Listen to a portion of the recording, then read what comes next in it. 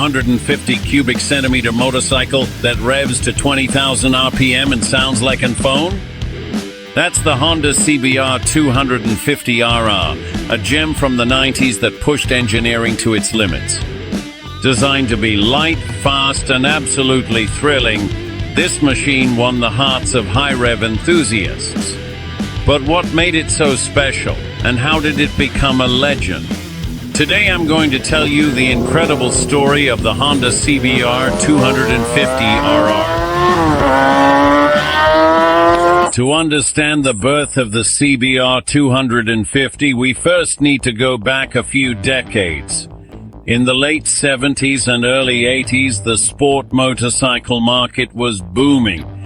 While Europe and America were obsessed with large engine displacements, things were different in Asia, particularly in Japan.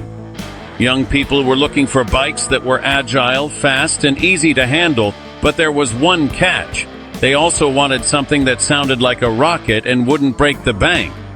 In other words, they wanted bikes that were fast, affordable, and loud enough to make the neighbors complain.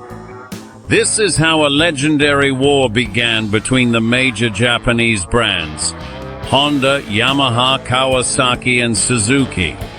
The goal?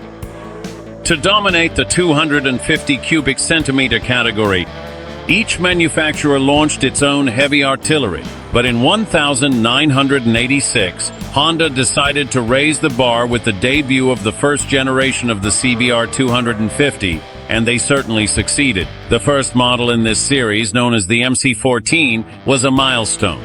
It was the first time Honda introduced an inline four-cylinder 250 cubic centimeter engine to its lineup of sport bikes. This small DOHC engine, designed to rev up to 18,500 revolutions per minute, was a true technical marvel for its time.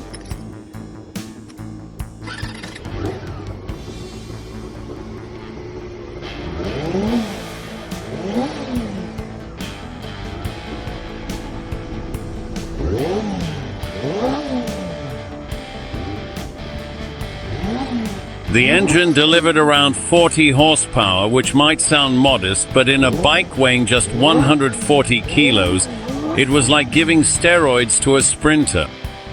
Additionally, the bike was equipped with a tubular frame that, while not the most advanced, provided enough agility for narrow streets and winding roads. But of course, not everything was perfect. Being the first generation, this bike still had a few details to iron out. The brakes, for example, were about as effective as trying to stop a train with a pillow. But hey, by the standards of the 80s, it was already a marvel. Now then, we've reached the moment of truth. In 1990, Honda released the CBR250RR MC22, and this is where things got really serious. This bike wasn't just an update, it was a statement of intent. Its mission? To be the undisputed queen of small displacement sport bikes. The DOHC four-cylinder engine could now reach around 20,000 RPM, a number so surreal that even today it remains legendary. With 45 horsepower, this little demon could compete with higher displacement bikes on short tracks. Honda introduced an aluminum frame that was lighter and stiffer, offering an agile and precise riding experience. Equipped with a telescopic front fork and a rear Pro-Link monoshock, this bike felt as stable as a bullet train in the corners. And the sound, well, let's just say this bike could scream louder than your wife when she's having one of those days.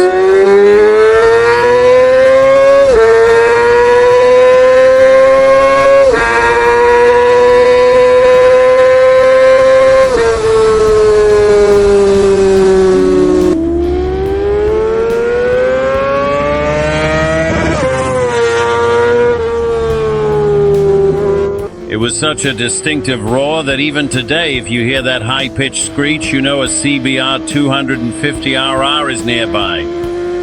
For these 6 years, the MC22 reigned as the queen of the 250s. It was especially popular in Japan, Australia, and Southeast Asia, where regulations favored low-displacement motorcycles. This bike was not only perfect for city streets, but it also became the star of underground races and motorcycle clubs. The MC22 was loved because it combined the best of both worlds, the speed of a big bike with the maneuverability of a small one. But like everything in life, its time also came to an end. In 1996, Honda decided to stop producing the MC22. The reason? Environmental and noise regulations were starting to tighten, and maintaining an engine that revved up to 20,000 RPM was not exactly environmentally friendly.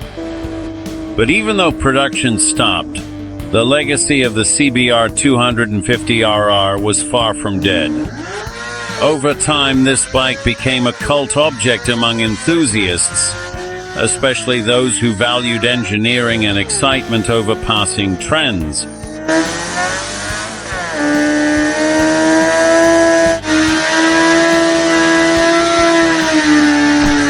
Let's fast forward to the future. In 2016, Honda surprised the world by relaunching the CBR250RR, but this time with a modern approach. Goodbye to the four-cylinder engine, hello to the parallel twin.